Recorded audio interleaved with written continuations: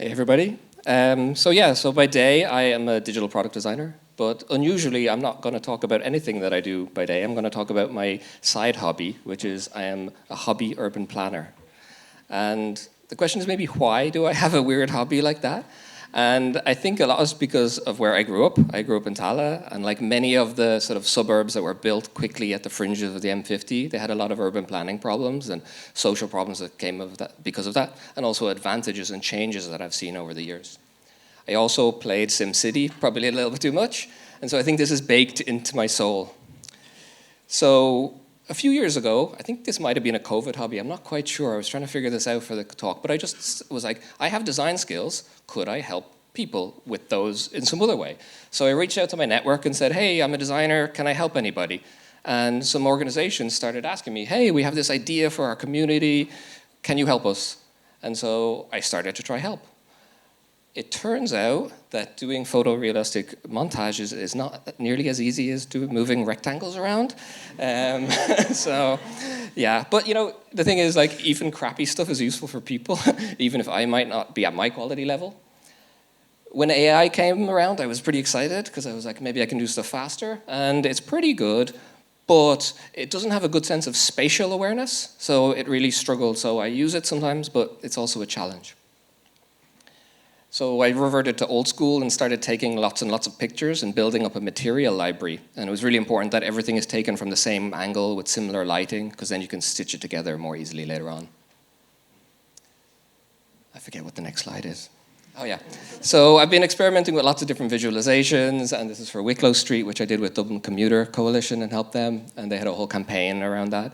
And this was actually animated, but we're not allowed to put videos in the presentation, so sorry about that.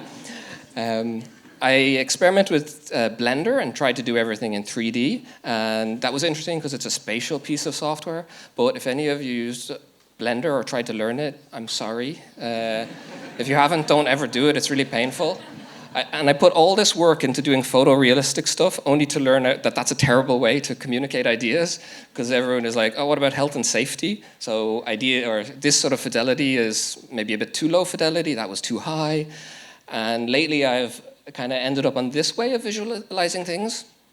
So I basically take a photograph and then I actually sketch on it in Figma and put stuff in, and then I run it through something that converts it into a painting.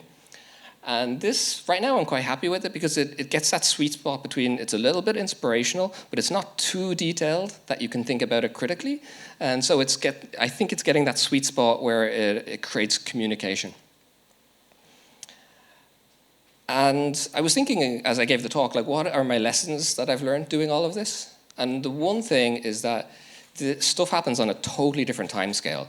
In my work, it's days or weeks or maybe months, but this stuff is really seasons and years and decades even, and the campaigners spend a long, long time on it. This is a laneway right near my parents' house where I grew up, where I'm staying tonight when I go home.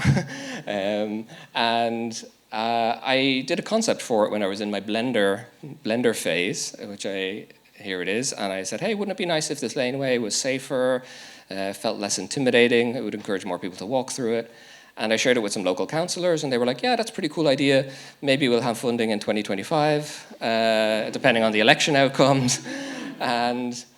But what's really cool is I passed by it 3 months ago when I was visiting my parents, and someone had done something. They'd painted it, they'd cleaned it up, and it's still not a particularly nice laneway, let's be honest, but it changed. And that was really inspiring to me. It was like, I don't know if I did that, to be honest, but I like to think I did, and I like to think like the idea spread in the ether.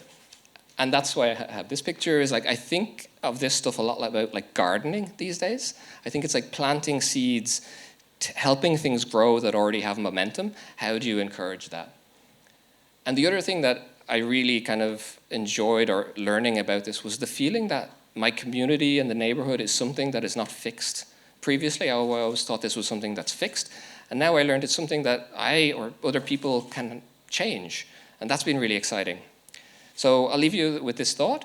On your way home today to wherever you live, as you're walking through your neighborhood, have a look around and say, yeah, what would you like to change, and how could you start to make that change happen?